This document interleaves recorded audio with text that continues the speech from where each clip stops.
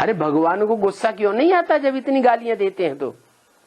अरे why doesn't God become angry when they insult him so much? गुस्सा उनको आता है, क्रोध उनको आता है जिनमें देह अभिमान होता है। Those who have body consciousness become angry. Shiv को अपनी देह है? Does Shiv have his own body? है? अपना रथ है? Does he have his own chariot? रथ ही नहीं तो स्वार्थ भी नहीं। When he doesn't have a chariot, rath at all, he doesn't have any selfish motive, swarth either.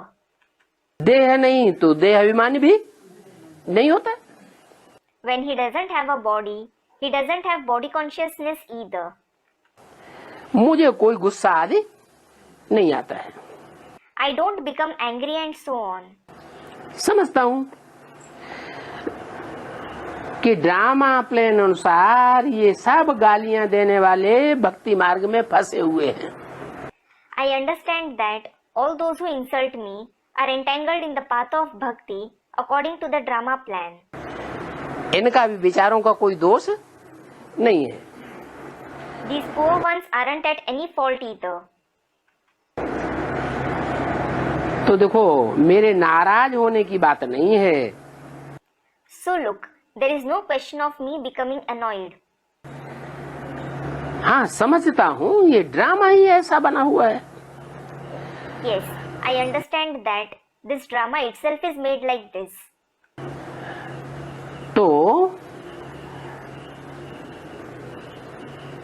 प्यार से समझानी देनी होती है। So, I need to explain to them with love. गुस्से की बात नहीं है। There is no question of anger. समझते हैं कि बेचारे अज्ञान अंधारी में फंसे हुए हैं। They think that the poor ones are lost in the darkness of ignorance. ना समझते हैं तो इनके ऊपर तरस भी पड़ता है। If they don't understand, I also feel pity on them. तो बाबा सब बच्चों को शिक्षा देते हैं So, Baba teaches all the children कि अगर तुम्हारी कोई ग्लानि करता है, गालियां देता है, तो क्या करना चाहिए? what should you do if someone defames you or insults you? है? क्या करना चाहिए? What should you do? सदैव मुस्कुराते रहना चाहिए। You should always keep smiling. चेहरे पर कोई भी शिकन, आंखों में कोई तुरसता, लाल लाल आंखें नहीं करना चाहिए। Follow father.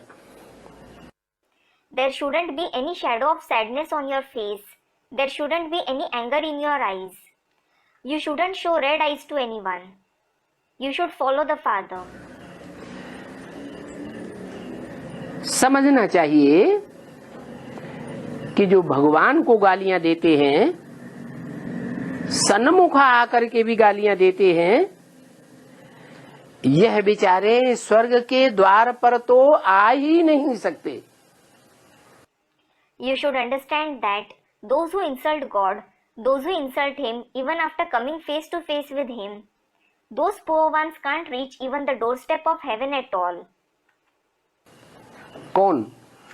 Who? जो भगवान के सन्मुख होकर के भी भगवान को गालियां देते हैं, सन्मुख होकर भी जिनकी भावना पलटती नहीं है, तो क्या समझना चाहिए? Those who insult God even while being face to face with Him, whose feelings don't change even after being face to face with Him, what should you understand? अंदर अंदर में समझना चाहिए। You should understand it within. उनके मुंह पर ये कहने की दरकार नहीं है।